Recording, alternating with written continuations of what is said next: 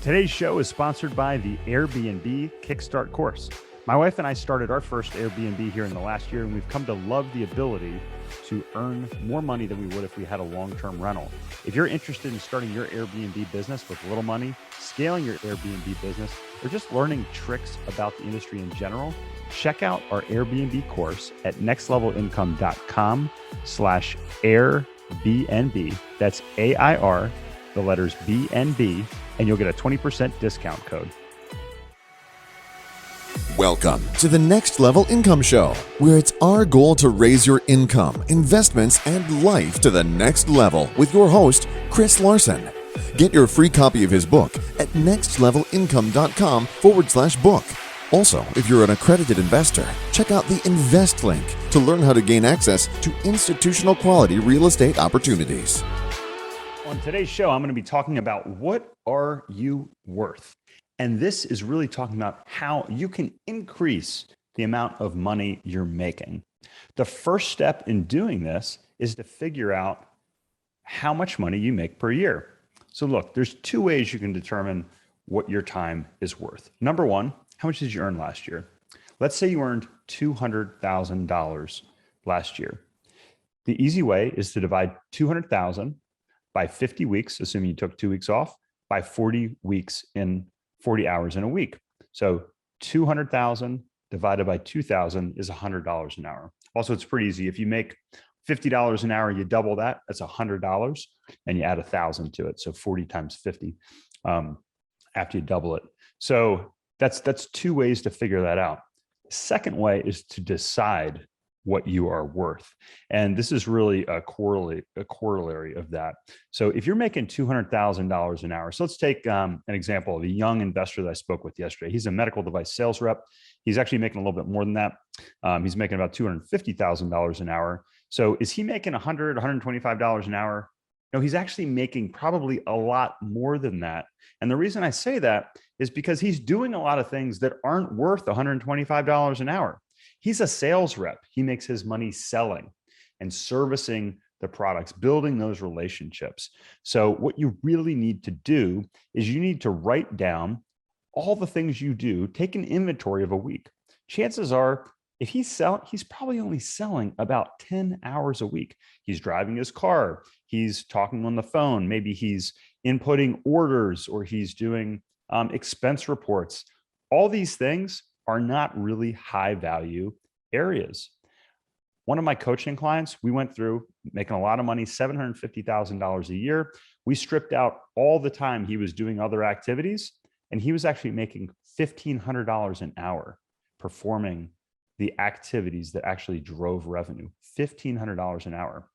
So the key, after you figure out how much money you make, is to figure out what are the revenue generating activities that are actually contributing to the amount that you make.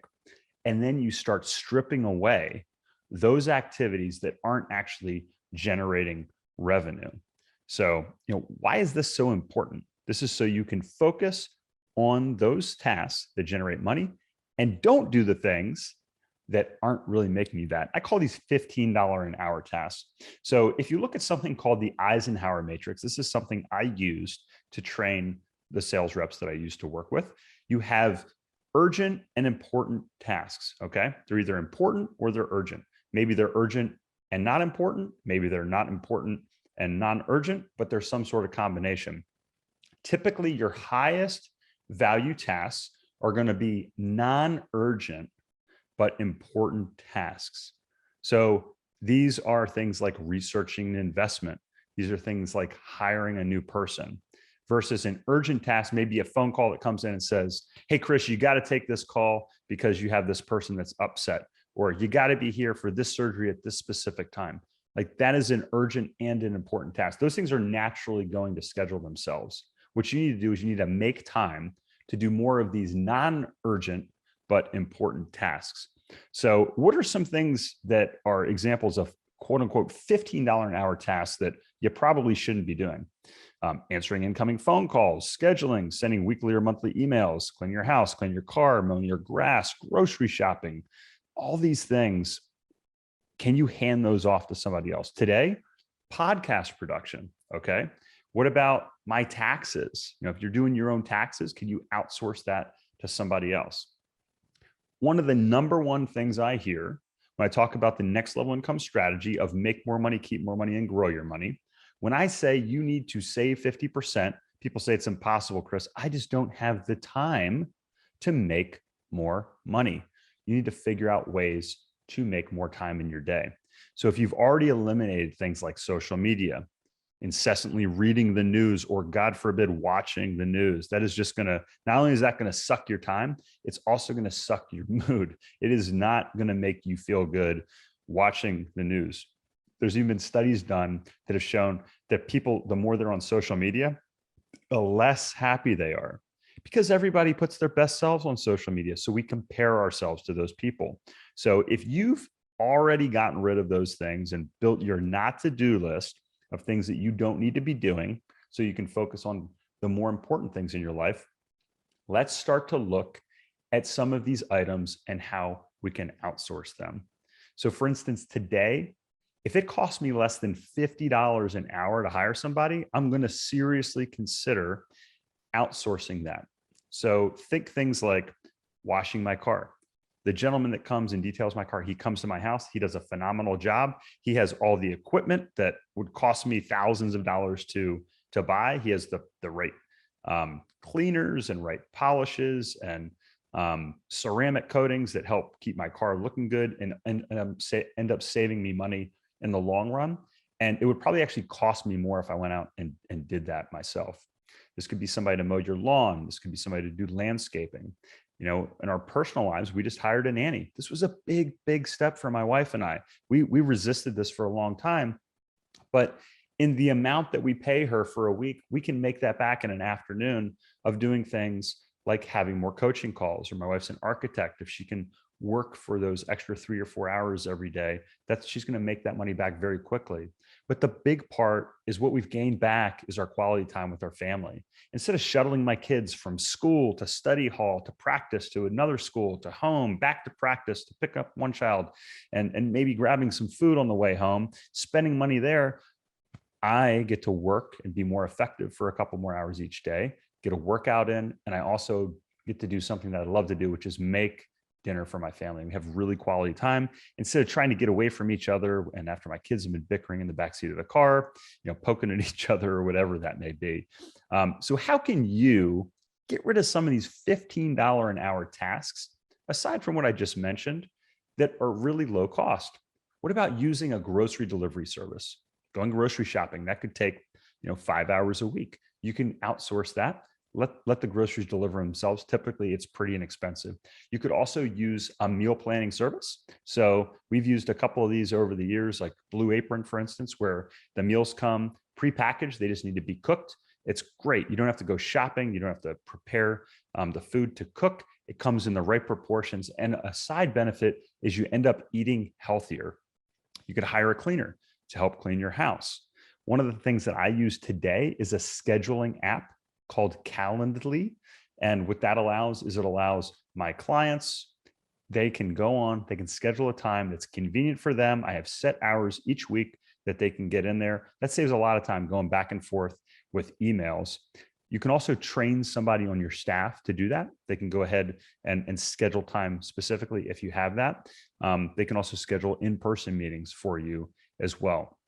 If we roll back to when I was managing a sales territory and a distributorship, a sales distributorship in the medical device industry, people are like, Chris, how do you generate the sales that you do? And the short answer is you need to basically replicate yourself. You need to replace yourself. So for instance, if I was in a surgery, there's multiple members that are part of that surgical team. One of those members is called a surgical tech. And the surgical tech, if you've ever watched Scrubs or a TV show, if you're not familiar with the inner workings of an OR, that's the person that gets all the equipment ready and helps prepare the surgeon. So they're handing the surgeon the equipment. So if I was participating in one of those surgeries, part of my job was not only to supply the equipment, make sure the right implants are there and in the room and provide the technical support, but also help to train those surgical assistants, those surgical techs to make sure that they're ready. So what I would do is I actually had like kind of a mini academy that myself and my company built. So all the surgical techs, we had a partnership with the school. They would get trained on our equipment. So we would train all of them at once. They would become more familiar with it. It would save us a ton of time. And then if for some reason I couldn't be in the room, or I had two rooms where I had surgeries going at the same time, those surgical techs were very well prepared. And the surgeons loved it because the surgeries went a lot smoother. We also provided all the paperwork, everything for the staff. And we also set up an automated system so the POs could get processed and they automatically went through there. So if you have somebody within your company, if you're like, but Chris, I can't hire people, you don't always have to hire somebody to do these tasks. You can find somebody within the company whose job it is. With technology, you can sometimes even put these technological pieces together, like email, like scheduling, and do that. And the big thing I learned from this is that people like to be empowered. They like to be relevant. They like to be good at their jobs. This is very humbling. If you're really good at what you do, you have to empower people to basically take over from you. And that's what leaders do. Leaders help others be their best selves so that they can take their skills and their talents and help spread them to more people and provide more value to more people. And having gone through it, this isn't always flawless. It takes a lot of communication, takes a lot of effort. When people do make mistakes, as they're becoming trained, as they're getting up to that portion, you have to be very supportive, and you have to communicate to both parties that are handling that, or all the parties involved that are in that relationship, to make sure that everybody stays happy. Ken Blanchard has a great book out called The 1 Minute Manager. And the 1 Minute Manager talks about exactly how to go through this process. And what happens is you empower people, you make them better. When you free up your time, when you're not doing these $15 an hour tasks, you can spend more time doing what it is that you're talented at, that gives you energy, the world needs more of. And that's how you're going to create maximum value. So if you've been listening, if you're struggling to find out how to make more money, how to keep more of your money, how to grow your capital so you can make that first investment, buy your first business, buy your first piece of real estate, go back through this, walk through the steps, identify how much money you make, those tasks that actually are creating the true value in your profession or your business. Identify those tasks that you shouldn't be doing, that you can outsource to other people. Identify the people or the technology that can help out with those tasks, and then empower them and create the systems around that to give you more time to do what it is that you do that creates value in this world.